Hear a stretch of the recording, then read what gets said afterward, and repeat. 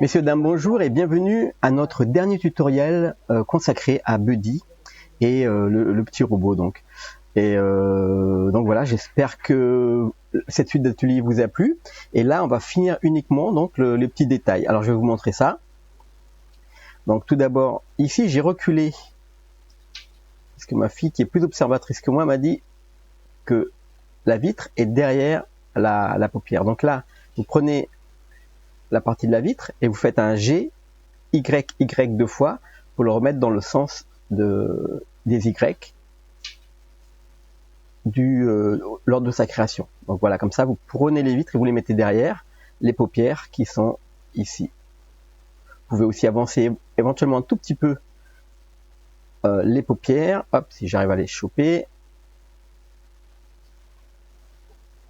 Ici, en mode solide. Ouais, ça marche mieux.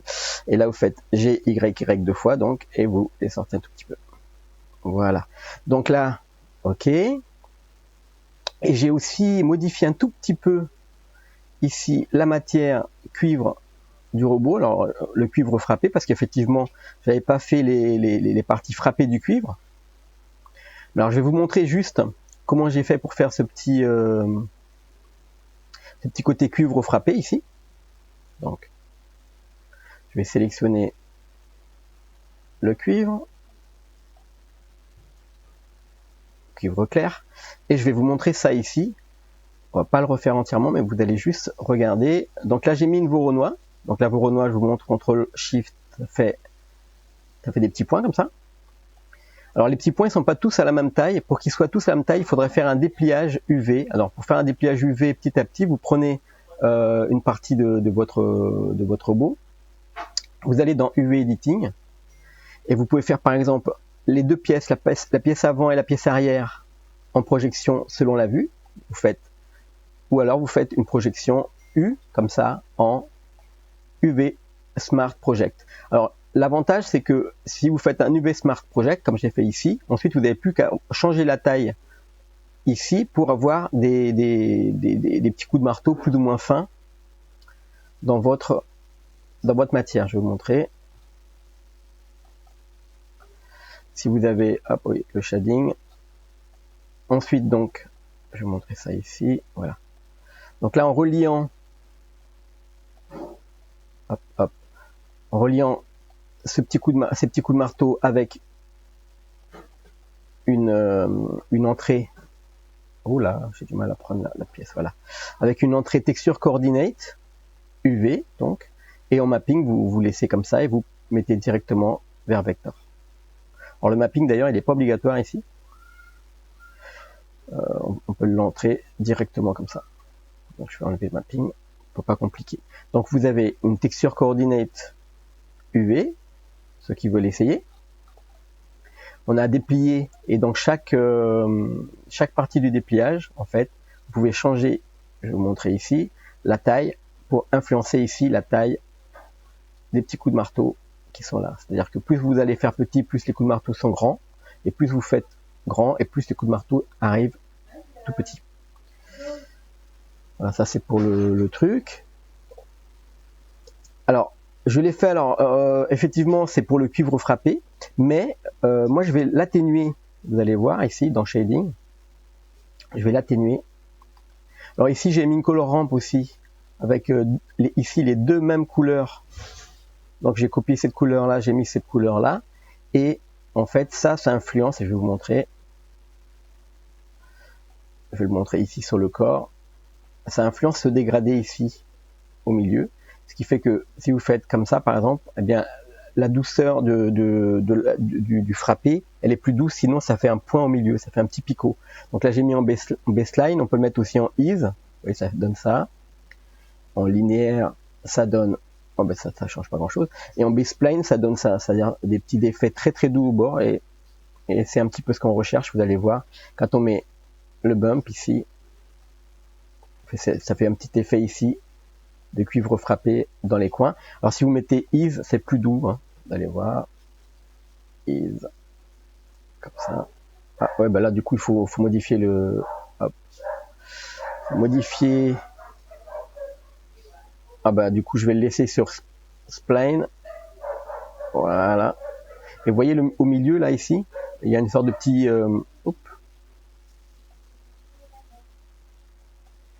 une sorte de petit arrondi ici. Eh bien on va tirer ici sur la même couleur pour atténuer le petit arrondi du milieu. Voilà, et on a un effet cuir frappé. Alors par contre, moi je vais l'atténuer beaucoup parce que là c'était vraiment pour montrer. Et dans notre... Oh, j'arrive pas à bouger. Voilà, on va l'atténuer de beaucoup. Et là, voilà, juste comme ça. À peine visible. Parce que le robot, il est juste un petit peu sali et un petit coup de cuir frappé comme ça, mais un petit peu lissé. Voilà. Alors, je vais ajouter à l'intérieur ici. Alors, je vais masquer quelques calques en trop là. Il y a mon armature. Je vais remettre en mode solide. Alors, j'ai mon armature ici. Le métarig. Alors, c'est le rebut. Alors, hop, je cache tout ce qui est en rebut. Je vais cacher cette armature ici. Je la mets en position reste, comme ça. Bam. Et je vais mettre à l'intérieur ici. On va prendre cet objet. Je fais Shift S, curseur vers sélection. Je vais ajouter une ampoule, une light. Point. GZ, je vais la mettre là, elle est visible. Je vais la parenter à mon cube là, qui tenait mon petit cube, qui tenait les engrenages. Je fais CTRL P, vers objet, ok. Et cette ampoule, je vais regarder mon enregistrement, ok. Alors j'ai pas loupé le, ouais, ok, tout va bien. Cette ampoule ici, on va prendre dans animation. Là, on va pas la mettre en mode enregistrement automatique, on décoche l'enregistrement automatique ici, hein, bien attention. Et là, vous voyez, par exemple, pour l'objet ampoule, j'ai déjà une clé automatique ici entrée, je vais l'enlever, X. Et on va, là, cette fois-ci, on remet par défaut le truc là où on coche, où on voit ce qui est sélectionné. Donc là, ici, si je sélectionne, par exemple, mes extras, si je sélectionne ma lampe, ici, alors, je vais prendre les courbes, hop. Pareil ici, ce qui est sélectionné. Donc là, j'ai aucune clé pour la lampe, tout va bien. Je vais me mettre à 0, je rentre une clé ici dans la puissance à 0. Je mets I en survolant ici, j'appuie sur I. Pardon. I, voilà. Et là, j'ai rentré une clé ici dans la puissance de ma lampe. On la voit ici, voilà, ici. Ok, donc cette clé là, sur la puissance, je peux la dupliquer, Shift D, GX, alors je la mets un peu plus loin dans le temps, donc là il est éteint, et à un moment donné, il va s'allumer. Alors, je vais réactiver alors à quel moment il s'allume? Attendez, voilà, c'est là. Donc là on le voit, il s'allume ici. Donc là je prends la lampe,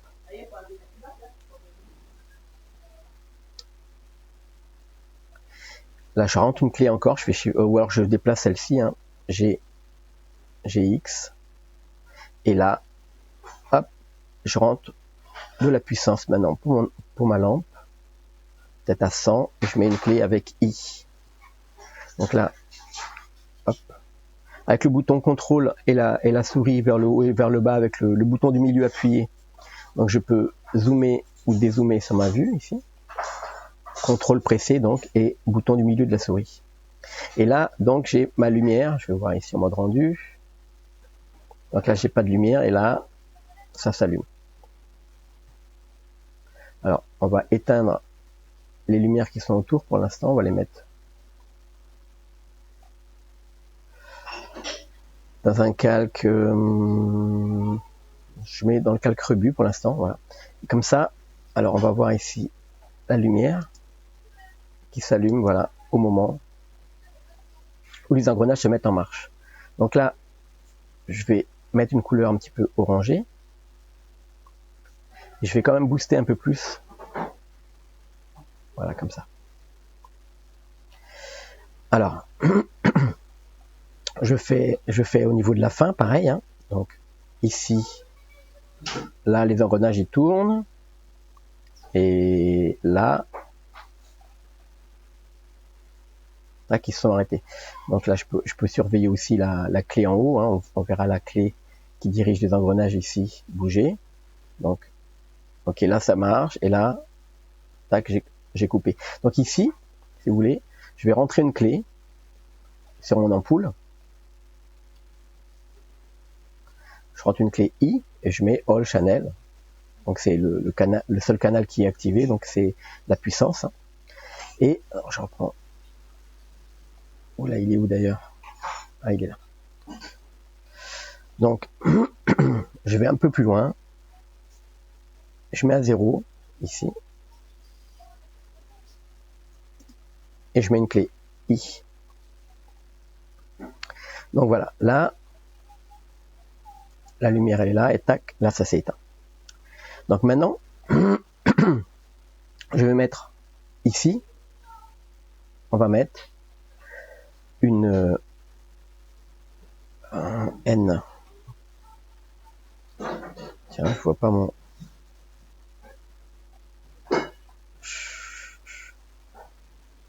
Là normalement je vous... c'est bizarre. Puissance... Ah oui d'accord. Il faut cliquer ici sur Power, donc, et vous avez ici, vous cliquez, et là vous avez les modifieurs, vous mettez un modifieur Noise, pardon, vous mettez le modifieur Noise, comme ça, et vous augmentez la puissance à String, ici, comme ça. Alors pour pas que ça soit allumé, et pour pas que ce soit négatif, parce que les lumières négatives, les couleurs négatives, ça donne l'inverse, donc ici pour l'orange, ça va donner du bleu. Vous voyez, ça colore en bleu un petit peu, je sais pas si ça se voit, ouais, ça colore un petit peu en bleu. Ce qu'on peut faire, c'est limiter la puissance, limiter cet effet-là, l'effet de noise. On va faire restrict frame range. Donc star A, donc on va mettre star à 14 ici, et end à ici, donc la frame 381. Voilà. Donc on a mis un restricted range, frame range, et donc là c'est vraiment à 0, et là, pam, ça se met, ça s'allume, mais je veux que ça clignote. Donc pour que ça clignote un peu, on va le descendre ici sur les Y, et on va augmenter la puissance du modifieur. Comme ça va dépasser par moment. Voilà, par moment ici, ça va descendre presque à 0.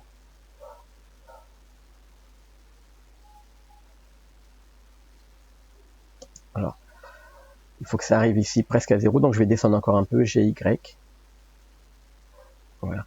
Donc là, ça s'éteint et ça s'allume, ça fait des clignotements. Comme ça. On va augmenter le string encore. La phase, alors c'est le scale, c'est pour que ça reste, voilà, pour que ça s'allume un tout petit peu plus longtemps que, sinon on le verra peut-être même pas clignoter. Voilà, là ça serait pas mal par exemple. Et on va dupliquer cette lampe, Shift D, G, Z, on la met plus bas. Donc elle garde comme ça les mêmes paramètres ici, mais par contre on peut lui changer sa couleur. Et hop, ici par exemple on peut mettre une autre couleur. Ah, tiens, elle est pas unique. Alors pourquoi elle est pas unique? Normalement, attendez, lampe point.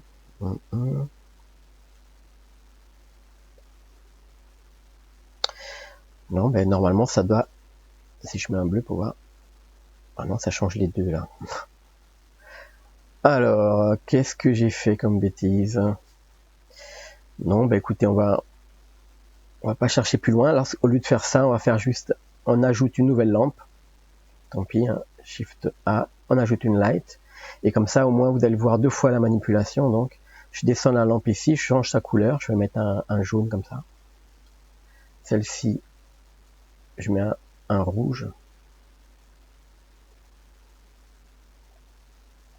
C'est étrange. Alors là, même si je duplique, je rajoute une nouvelle lampe. Elle garde les mêmes paramètres là. Là, j'ai un truc non explicable. Alors, je vais supprimer cette lampe. Je vais créer une nouvelle lampe. Alors, je vais peut-être changer ici.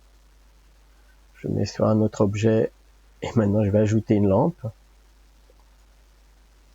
j'ai Z. Donc là maintenant, je change sa couleur.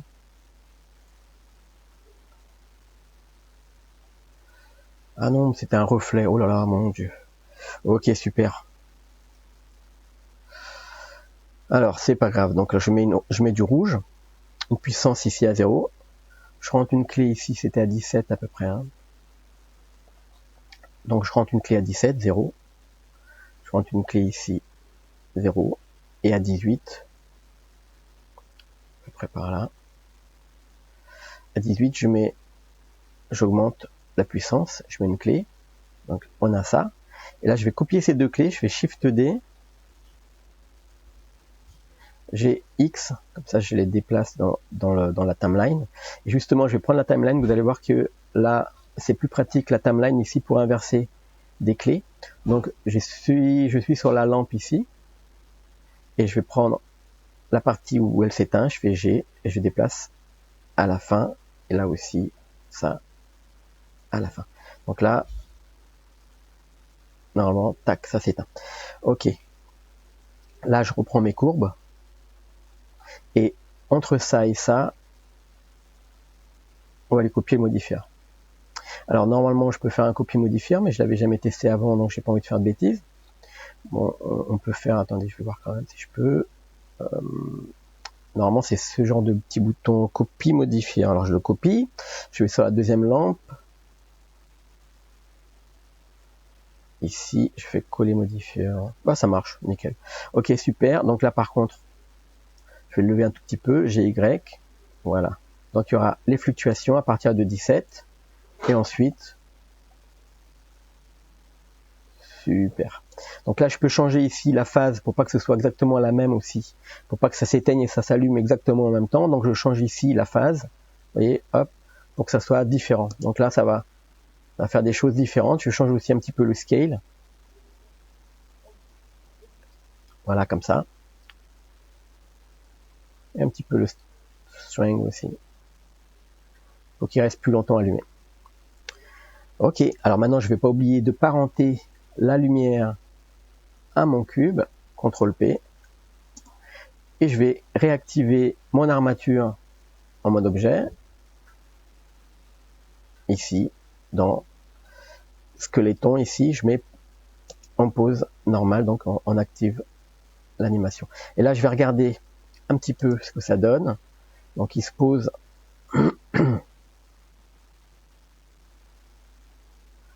Ok. Tac, et ça s'éteint. Alors, Shift. Alors, on peut revenir ici. On va réactiver. On peut dupliquer encore une des lampes ici pour ajouter un petit peu plus de lumière. Hop, je prends celle-ci. J'arrive pas à la choper. Voilà, c'est bon. Et je vais la déplacer un petit peu vers l'avant. Shift D. Ici. Je la mets comme ça. Un petit peu à l'intérieur.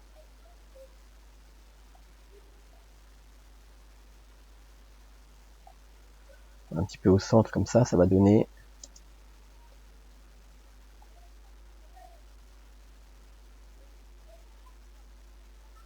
Ok. Donc là c'est pareil, je viens de la dupliquer celle-ci. Je vais prendre ici sa puissance, le noise, et je change sa phase, et je change le scale. Alors maintenant je sais que c'était un reflet, que c'était pas la lumière, je change la couleur. Un petit violet. Ok, alors comme ça fait un point trop précis ici, là, je vais enlever Shadow aussi.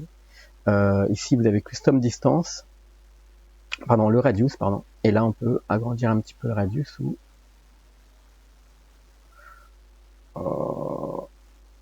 la distance ici, voilà, la diminuer pour que ça éclaire toute ma scène. Voilà. Ok, moi ça me va. Et on va prendre l'autre lampe. On met une distance, là c'est pareil. Et là, custom distance par défaut c'est 40. Je trouve que ça fait quand même beaucoup. Le shadow je vais enlever. Et ici, le shadow, je vais enlever. Par contre, ah oui, du coup ça dépasse. Ouais, alors je vais le laisser pour celui-là. Et ici, je vais réduire la distance à 0,1 mètre.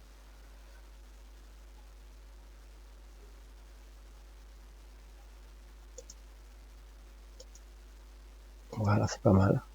Donc ça m'apporte les clignotements, mais ça va pas trop loin dans la distance, comme ça reste ici au niveau du corps.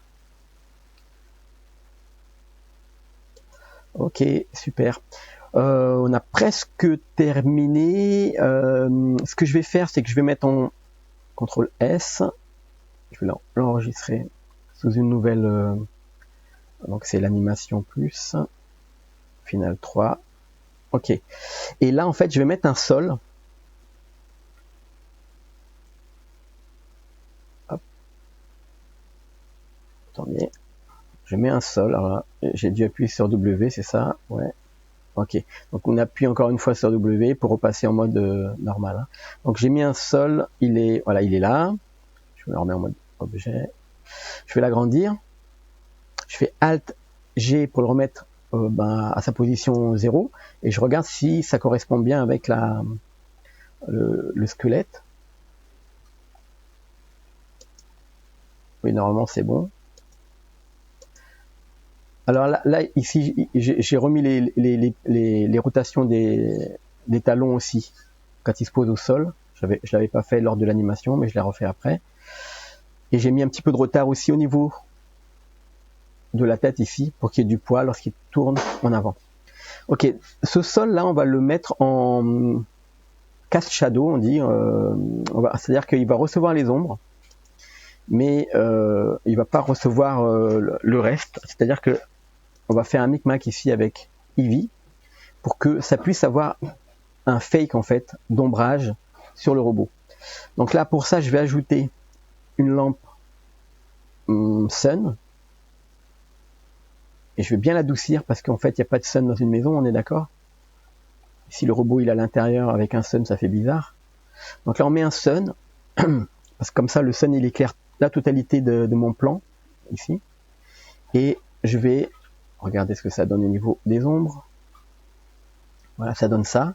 Et donc, en fait, on va servir du noir et blanc ici, de l'ombre, pour dire à Blender que ici, ce sera mat et ici, ce sera transparent. Donc, on va ajouter une node ici. On va faire new et on va l'appeler fake ombre.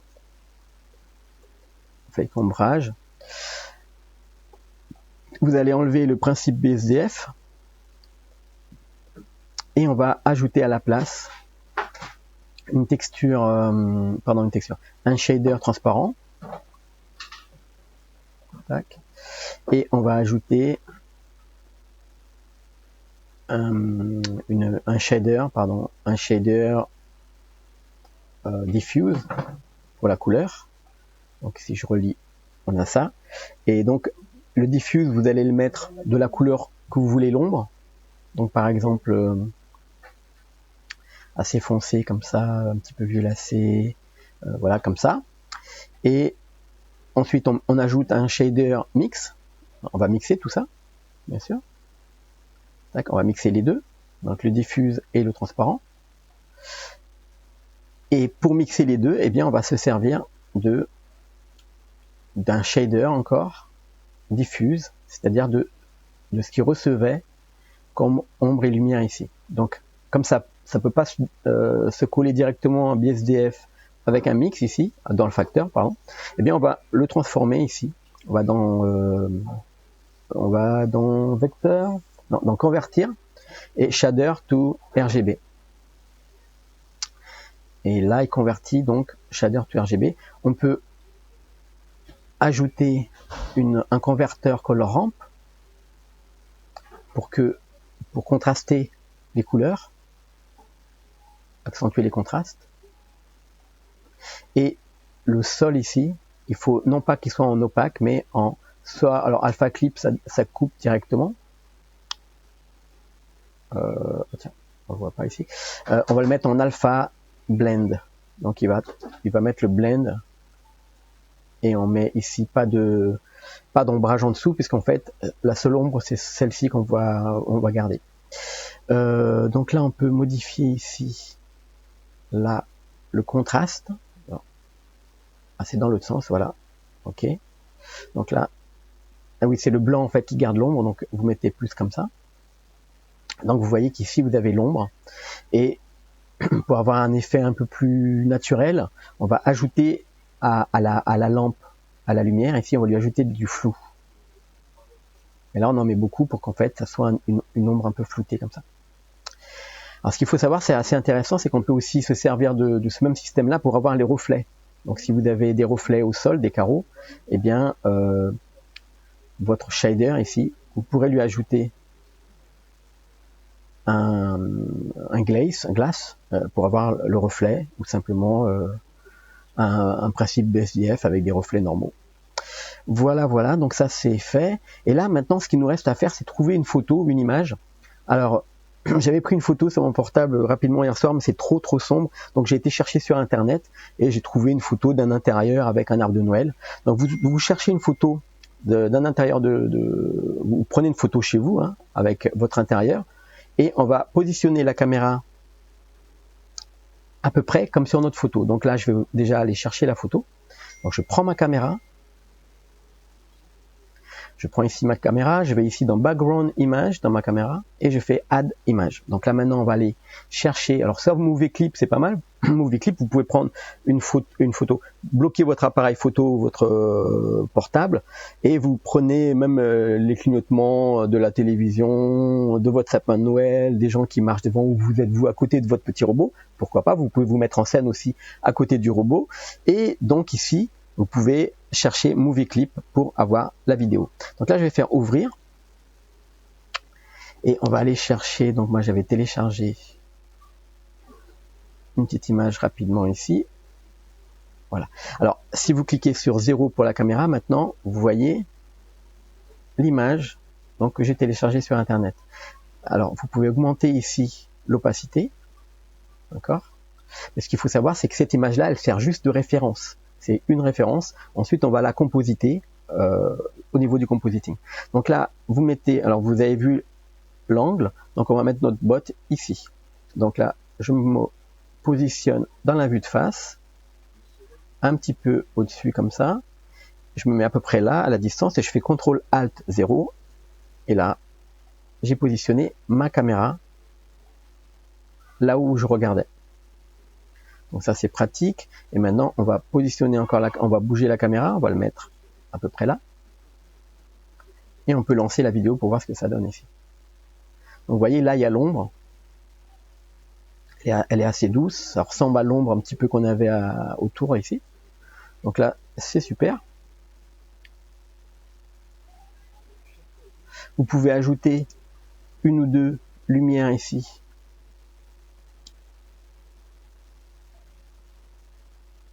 Par exemple, ici, alors avec une puissance, pour qu'on la voit ici, je vois, j'accentue un peu, je me mets dans la vue de dessus, avec une petite couleur orangée.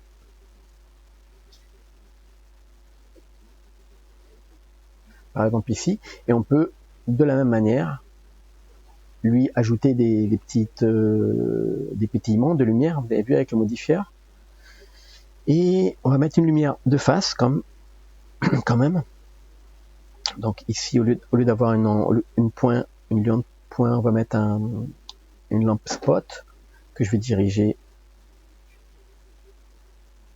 vers mon robot. On va regarder dans la vue caméra ce que ça donne. Voilà, comme ça, on va augmenter un petit peu la couleur. Déjà, je vais changer parce que c'est une couleur un peu plus froide qu'il y a dans, ça doit être le flash. Et là, on va augmenter un petit peu la puissance pour qu'on voit.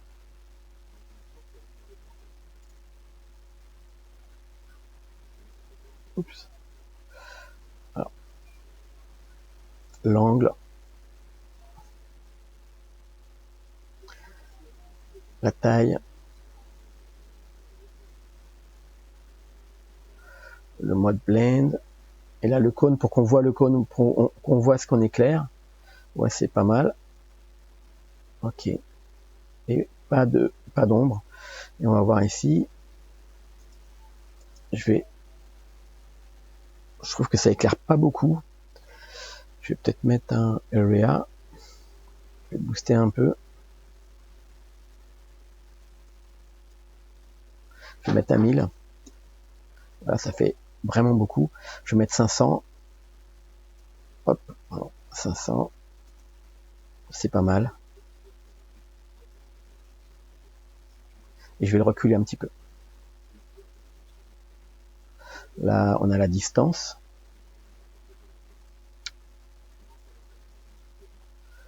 Euh, 40 mètres, c'est trop. Donc, je fais juste ça. Je vais regarder dans la vue caméra ici.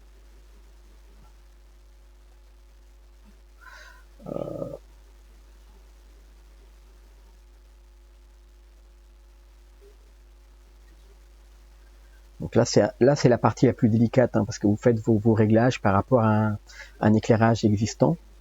En fait, vous devez vraiment fignoler, en fait.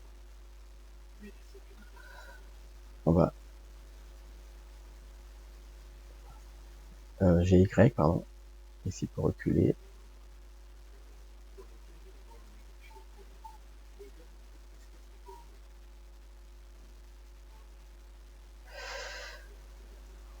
GY pour avancer un petit peu.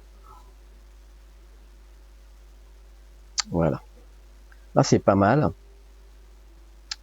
Ouais, l'éclairage est sympa. Ok.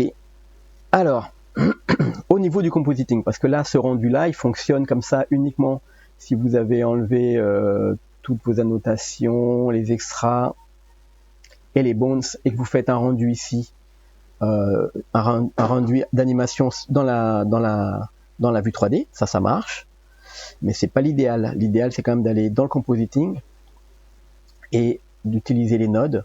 On fait à partir de là, vous pouvez ajouter des effets tels que ambient occlusion ici, motion blur. Vous pouvez ajouter au niveau des ombres un petit peu plus de précision au niveau du calcul des ombres. Vous pouvez bon, le film il est transparent, hein, et vous pouvez, qu'est-ce qu'on peut ajouter, screen space reflection, comme ça vous aurez les réflexions qui seront par rapport à l'environnement que vous avez ajouté dans le World et par rapport aux objets présents qui sont proches et qui sont visibles dans votre scène. Et donc maintenant je fais un rendu parce qu'il faut obligatoirement au minimum un rendu. Donc vous faites FN, donc vous faites F12 ou vous allez dans le panneau render ici et vous faites rendre image ici dans le panneau render. Donc là, une fois qu'on a ce rendu, on peut faire échappe et là on va dans le compositing et là on peut ajouter une entrée image. Donc cette image, c'est celle qu'on avait déjà dans le disque dur, donc c'est celle-ci là. Et on va faire un mix RGB, donc on va mélanger les deux couleurs, color mix. C'est mix, ouais, tout simplement. Mix, et on va mélanger donc celle-ci et celle-ci avec le facteur de l'alpha, c'est-à-dire la transparence de notre image pour avoir celle-ci. Donc là maintenant, je fais CTRL-SHIFT, clic sur ça. Donc je vois que j'ai juste inversé ici les deux nodes. Voilà. Et là maintenant, on n'a pas la même taille. On n'a pas la même taille d'images. Alors soit on récupère ici, soit ce que vous mettez ici, vous mettez un node. Je sais plus trop où il se trouvait. C'était par rapport à la taille. Alors c'est dans Distort, voilà, Distort, et vous mettez un scale. Donc là, le scale, vous mettez par rapport à Render Size. Donc là, ça va adapter notre image par rapport à notre rendu. Donc là, dans les options de view ici, vous pouvez zoomer ou dézoomer votre image. Vous pouvez la déplacer ici avec Move. Et là, regardez un petit peu ce que ça donne à ce niveau-là. Donc là, par exemple, j'avance un petit peu et je fais un rendu. C'est un petit peu long, mais bon, voilà. Et vous avez vos différentes scènes qui vont se superposer, donc, et s'agencer pour faire l'image finale. Au niveau du rendu ici, alors du coup je suis en train de calculer. Au niveau du rendu, vous allez paramétrer une sortie vidéo. Donc là c'est dans la petite voilà, ici dans notre c'est une imprimante, hein, dans l'imprimante ici, vous allez cliquer ici dans Output, vous cherchez un endroit où vous allez déposer votre vidéo, et dans Encodage ici, Encoding ici, vous déployez, et vous allez prendre, déjà au niveau du format ici, vous changez par défaut c'est PNG, et vous passez en FMPEG vidéo, donc FMPEG ici, et ensuite vous encodage, moi je prends toujours MPEG 4 ici, et ici le codec H264 qui marche bien, et AAC au niveau de l'audio. Et voilà. Ah oui, parce que vous pouvez mettre bien sûr une bande audio. Alors la bande audio, vous pouvez la placer ici dans une vidéo séquence editor ici, et vous pouvez ajouter ici par exemple un son. Donc moi j'arrive, pardon, je vais prendre un son, voilà, un son au hasard. Hein. Vous pouvez positionner votre musique ici, et là comme ça, vous allez avoir le son qui va être ajouté à la vidéo. Et voilà, donc là le tutoriel est terminé. J'espère que ça vous a plu. On peut dire que félicitations à tous si vous êtes arrivés jusqu'ici, c'est magnifique. Et maintenant vous savez, vous avez appris beaucoup de choses, entre autres à faire voilà, à animer, à inclure un petit robot dans votre scène. Voilà, je vous donne rendez-vous à la prochaine, au prochain atelier. Et n'oubliez pas de partager pour m'aider aussi. Il faut partager vos ateliers, il faut partager votre création. Il faut dire, il faut expliquer un petit peu d'où ça vient pour aider d'autres personnes comme vous à réaliser ce tutoriel aussi. Voilà, je vous souhaite une bonne journée, un bon blend et amusez-vous bien. Salut tout le monde.